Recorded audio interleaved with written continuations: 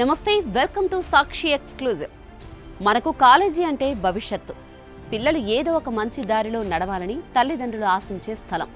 కానీ కొన్నిసార్లు అదే కాలేజీల్లో మనకు ఊహించని విధంగా ఆలోచనలు పెరుగుతున్నాయి. బయటకు సాధారణ క్లాసులా కనిపించినా లోపల మాత్రం వేరే సిద్ధాంతాలు నెమ్మదిగా చేరుతున్నాయేమో అనే ప్రశ్న ఇప్పుడు దేశం ముందు నిలిచింది. రెడ్ ఫోర్ట్ దగ్గర జరిగిన కార్ బ్లాస్ట్ తర్వాత అల్ ఫలాహ్ యూనివర్సిటీ పేరు బయటకొచ్చినప్పుడు అందరూ ఒక్కసారిగా షాక్ అయ్యారు. అక్కడ చదివే విద్యార్థులు చెప్పిన కొన్ని విషయాలు మరింత ఆలోచింపజేశాయి. ఒక టీచర్ క్లాసులో అమ్మాయిలు అబ్బాయిలు కలిసి కూర్చోకుండా చేయడం, సాధారణ కాలేజ్ వాతావరణానికి తగ్గట్టు లేని నియమాలు పెట్టడం లాంటి అంశాలు బయటకొచ్చాయి. దీన్ని బట్టి విద్యా సంస్థల్లో మతాలను రుద్దే కార్యక్రమం మొదలైందా అనే అనుమానాలకు మరింత బలం చేకూరినట్టయింది. ఇటు అల్ ఫలాహ్ పేరు బయటకొచ్చిన తర్వాత మరో విషయం కూడా దేశం దృష్టిని ఆకర్షించింది. చదువు చెప్పే బాధ్యత ఉన్న కొంతమంది ఉపాధ్యాయులు ఎందుకిలా చేశారు అనే ఆలోచన మొదలైంది. రెడ్ ఫోర్ట్ బ్లాస్ట్లో పేర్లు వినిపించిన 2 డాక్టర్లు అక్కడే బోధించడం, అక్కడే నివసించడం మరింత అనుమానాన్ని కలిగించింది.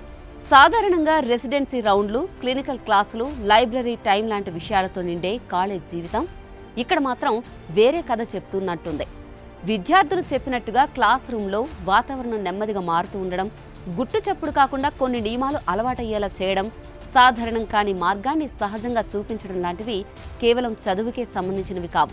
ఇలాంటి ఘటనలు ఓ ఒంటరి కథల్లాగా అనిపించొచ్చు, కానీ దేశంలో ఇంతకు ముందు కూడా కొన్ని చోట్ల ఇలాంటి ఘటనలు తలెత్తిన సందర్భాలున్నాయి. చదువు చెప్పాల్సిన వారు అది చేయకపోగా మతానికి సంబంధించిన అంశాలు బోధిస్తున్నారు. ఈ పిచ్చి దాదాపు అన్ని మతాల కాలేజీల్లో కనిపిస్తుంది అనే ఆరోపణలున్నాయి. తమ సిద్ధాంతాలను పిల్లలపై రుద్దడం ఎంతవరకు కరెక్టో టీచర్లే ఆలోచించుకోవాలి. ఇక బయటకు తెలివైన ప్రొఫెషనల్స్లా కనిపించేవారు లోపల మాత్రం వేరే గ్రూపులతో కలిసిపోవడం, టెక్నాలజీ ఉపయోగించి ప్రమాదకర పనులు చేయడం లాంటివి కూడా జరుగుతూ ఉన్నాయి. అయితే ఈ సమస్య కేవలం ఒక కాలేజ్ లేదా ఒక బ్లాస్ట్కి మాత్రమే సంబంధించిన అంశం కాదు. కాలేజ్ గేటు దాటి లోపలికి వెళ్లే ప్రతి విద్యార్థి ఏం నేర్చుకుంటున్నాడు, ఎవరితో నడుస్తున్నాడు, ఏ వాతావరణంలో పెరుగుతున్నాడు అనేవి ఇప్పుడు మరింత ముఖ్యమైన ప్రశ్నలయ్యాయి. నిజానికి ఒక టీచర్ ఏం చెప్పినా పిల్లలు వింటారు. దీని కారణంగా వారి ఆలోచనలు మారిపోతాయి. దేశంలో ఇలాంటి ఘటనలు కేవలం ఒక్కచోటే కనిపించడం లేదు. ఎక్కడో ఒక మూలలో నిశ్శబ్దంగా ఆలోచనలు మారుతూ ఉంటాయి. మొదట ఇవి కనిపించవు, పెద్దగా వినిపించవు కూడా. కానీ రోజులు గడుస్తున్న కొద్దీ అవి బలంగా మారతాయి. చివరికి మనం చూపే రూపం రెడ్ ఫోర్ట్ బ్లాస్ట్ లాంటి ఘటనల రూపంలో బయటపడుతూ ఉంటుంది. అందుకే చదువు అనే విషయం పైకి సులభంగా కనిపించినా లోపల చాలా జాగ్రత్త అవసరం. మనకు కావాల్సింది ఏ మతానికి వ్యతిరేకం కాని బలం, ఏ సమాజానికి నష్టం చేయని ఆలోచన. కాలేజ్ అంటే పిల్లలు నేర్చుకోవడానికి వెళ్లే ప్రదేశం.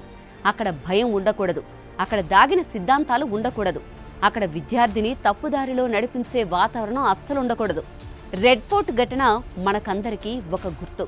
చదువు అనే పేరుతో జరిగే ప్రతి చిన్న విషయం కూడా సమాజంపై ఎంత పెద్ద ప్రభావం చూపుతుందో ఈ ఘటన చెప్తోంది. చివరికి ఒకే నిజం మిగులుతుంది: దేశ భవిష్యత్తు క్లాస్ రూమ్లోనే తయారవుతుంది. ఆ క్లాస్ రూమ్ మంచిగా ఉంటే విద్యార్థి కూడా సరిగ్గా పెరుగుతాడు. పట్టభద్రుడై బయటకొచ్చే ప్రతి యువకుడు మంచి దారి మీద నడుస్తాడు. కానీ అదే క్లాస్ రూమ్ లోపల చీకటి పెరిగితే ఆ చీకటి బయటకు వస్తుంది, మనందరినీ ప్రభావితం చేస్తుంది.